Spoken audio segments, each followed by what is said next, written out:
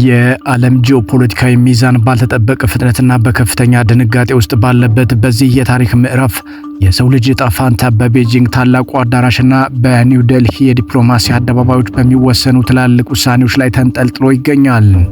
ዛሬ የምንመለከተው ጉዳይ ተራ የዲፕሎማሲ ዘገባ ሳይሆን የዓለምን የኃይል አሰላለፍ ለሚቀጥሉት 10 ዓመታት ሊቀይር የሚችል የሀያላን ሀገራት ታላቅ ድርድርና በማደግ ላይ ያሉ ሀገራት የህልውና ትግል ነው።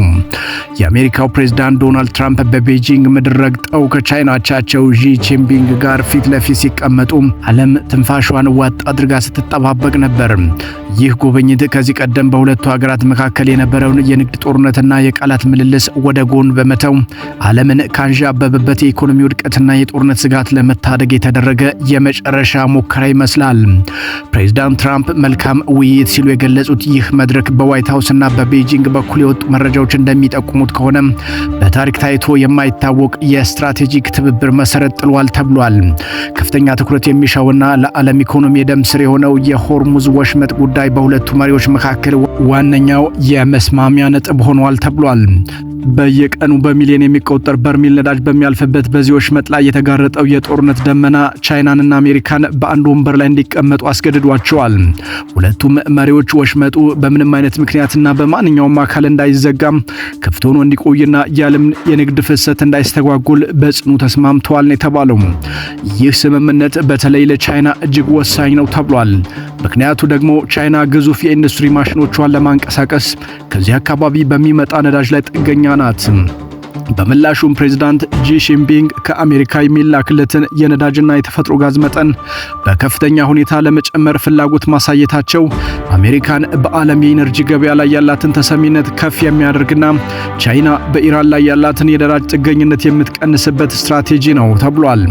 ሮይተርስና ብሉምበርግ እንደዘገቡት ከሆነ ይህ ድርድር የነዳጅ ፖለቲካን ወደ አዲስ ምዕራፍ ያሸጋገረ ሲሆን ኢራን የኑክሌር መሳሪያ ባለቤት እንዳትሆን አሜሪካና ቻይና በአንድ ድምጽ መቆማቸው ደግሞ ለቴሄራን ግልጽ የሆነ ዲፕሎማሲያዊ መልእክት አስተላልፈዋል። በውይይቱ ወቅት እንደ ኤለን ማስክና የቲም ኩክ አፕል ያሉ ታዋቂ የአሜሪካ ኩባንያዎች ኃላፊዎች መገኘታቸው ስምምነቱ ከፖለቲካ ባለፈ የአሜሪካን የንግድ የበላይነት በቻይና ሰፊ ገበያ ውስጥ ለማረጋገጥ የታለመ መሆኑን ያሳያል። በተጨማሪም በአሜሪካ ማህበረሰብ ውስጥ ከፍተኛ እልቂት እያደረሰ ያለውን የፌንታኒል መድኃኒት ህገወጥ ዝውውር ለመግታት ቻይና የገባችው ቃል ለትራምፕ አስተዳደር ትልቅ የፖለቲካ ድል ተደርጎ ተወስዷል። ይህ በቤጂንግ የታየው የሀያላኑ መቀራረብ በሌላ በኩል በኒው ዴልሂ ለተሰበሰቡት የብሪክስ አባል ሀገራት የተለየ ትርጉም አለው። በህንድ አስተናጋጅነት የተጀመረውና ኢትዮጵያ የምትሳተፍበት የብሪክስ የውጭ ጉዳይ ሚኒስትሮች የአስቸኳይ ጊዜ ስብሰባ ዓለም በሁለት ጎራ እየተከፈለች ባለችበት ወቅት የደቡባዊ ዓለም ወይም ግሎባል ሳውዝ ድምጽ ሆኖ ብቅ ብሏል። የአሜሪካና የእስራኤል ጦርነት በኢራን ላይ መከፈቱ የብሪክስ አባል በሆነችው ኢራን ላይ ብቻ ሳይሆን በኢትዮጵያና በሌሎች በማደግ ላይ ባሉ ሀገራት ላይ የፈጠረው ኢኮኖሚያዊ ጫና የስብሰባው ዋነኛ አጀንዳ ሆኗል። የኢትዮጵያው የውጭ ጉዳይ ሚኒስትር ዶክተር ጌዲዮን ጢሞቴዎስ በዚሁ መድረክ ላይ ባደረጉት ንግግር አሁን ያለው ዓለም አቀፍ ስርዓት ፍትሐዊነት የጎደለውና ጥቂቶችን ብቻ ተጠቃሚ የሚያደርግ መሆኑን በመጥቀስ ሁሉንም ሀገራት በእኩልነት የሚያስተናግድ አዲስ ዓለም አቀፍ ስርዓት እንዲገነባ ጥሪ አቅርበዋል። ዶክተር ጌዲዮን አክለውም በባህረ ሰላጤው አካባቢ ያለው ቀውስ በአፋጣኝ መፍትሄ ካላገኘ እንደ ኢትዮጵያ ያሉ ሀገራት በማህበራዊና ኢኮኖሚያዊ ቀውስ ውስጥ እንደሚዘፈቁ በግልጽ አስጠንቅቀዋል። ይህ ስጋት በህንዱ የውጭ ጉዳይ ሚኒስትር ሱብራማንያም ጃይቫንካር ንግግርም ተደግፏል። ሚኒስትሩ ብሪክስ በጤና በፋይናንስና በተለይም በነዳጅና በማዳበሪያ ዋጋ መናር ምክንያት ለሚሰቃዩ ሀገራት የመዳኛ ዋልታ መሆን እንዳለበት አሳስበዋል። የዓለም መገናኛ ብዙሃን እንደሚያመለክቱት ጦርነቱ ውስጥ የምትገኘው ኢራን የውጭ ጉዳይ ሚኒስትሯን አባስ አራግቺን ወደ ኒው ዴልሂ የላከችው ከአሜሪካና ከእስራኤል የሚሰነዘርባትን ጫና ለመቋቋም ከብሪክስ ሀገራት የዲፕሎማሲና የኢኮኖሚ ከለላ ለመሻት ነው። ይሁን እንጂ በቤጂንግ የተደረሰው የታላላቆቹ ስምምነት በኒው ዴልሂ ስብሰባ ላይ ጥላውን ማጥላቱ አልቀረም።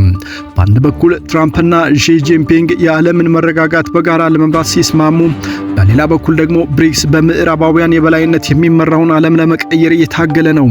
የኢትዮጵያ ተሳትፎ በዚህ ስብስብ ውስጥ መኖሩ አገሪቱ በዓለም አቀፍ ጉዳዮች ላይ ያላትን ተሰሚነት ከማሳደጉም በላይ በአፍሪካ ቀንድና በቀይ ባህር አካባቢ ያለውን ሰላም ለማስጠበቅ ከብሪክስ ሀገራት ጋር ያላትን ትብብር ያጠናክረዋል የሚሉም አሉ።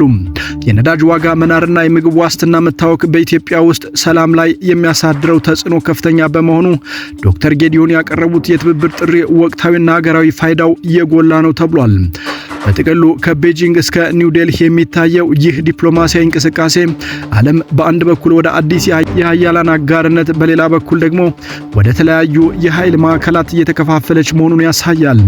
የትራምፕና የሺ ጂንፒንግ ስምምነት የሆርሙዝ ወሽመጥን ክፍት ሊያደርግና የኢኮኖሚ መነቃቃትን ሊፈጥር ቢችልም የብሪክስ ሀገራት የሚጠይቁት የፍትሃዊነትና የነጻነት ጥያቄ ግን ለወደፊቱ የዓለም ሰላም ወሳኝ ሆኖ ይቀጥላል።